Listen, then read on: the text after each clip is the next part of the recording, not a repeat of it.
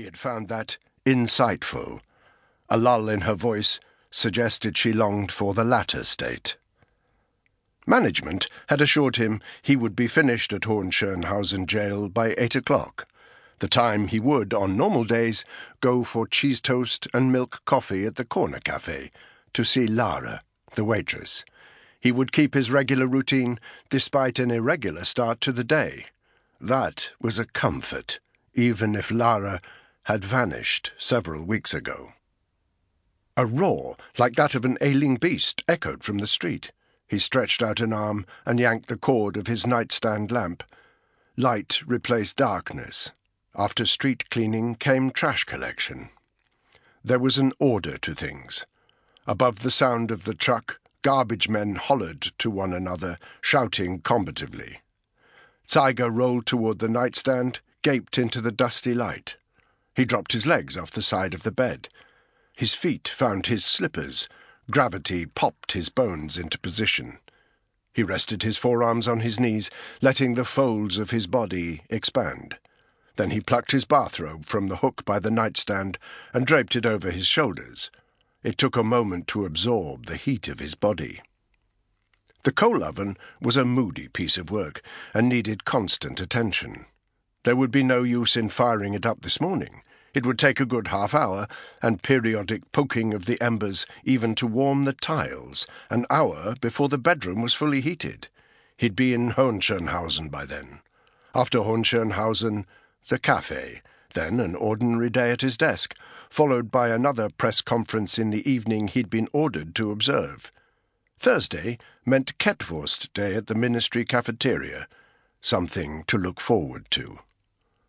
The woman on the phone the night before, a low-level secretary no doubt, had all but screamed at him, sounding shrill and panic-stricken, like a woman in the habit of losing her child in strange places.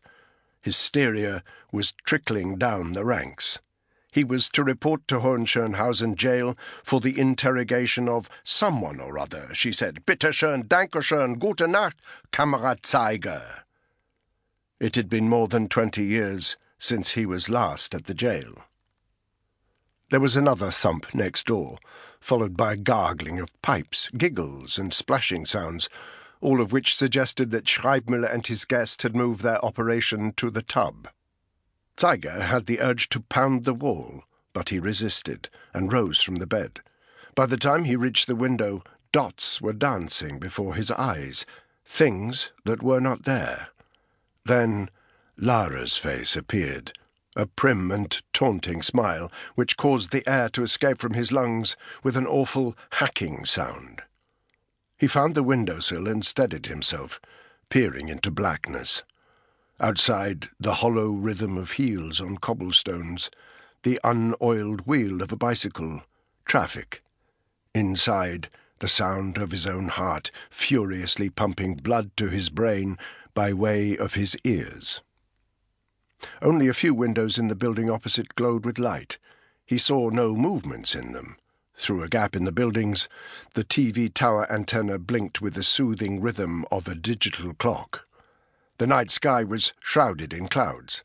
Not long ago, street lamps had been outfitted with high-watt bulbs in emergency orange, a colour so glaring it obliterated any trace of a star. Street lamps in West Berlin had retained their soft yellow glow, but, as Zeiger had noticed during occasional visits, the night sky there was still as tremendous and black as their own. He did not register that he was smoking until he had opened the window and rested his elbows on the iced ledge outside. The bakery below was closed.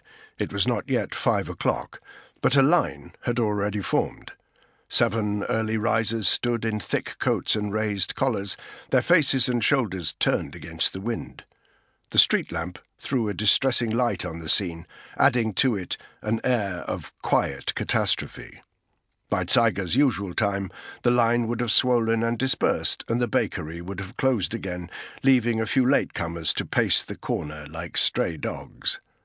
A woman in a towering ushanka arrived and placed herself at the end of the line, raising its count to 8.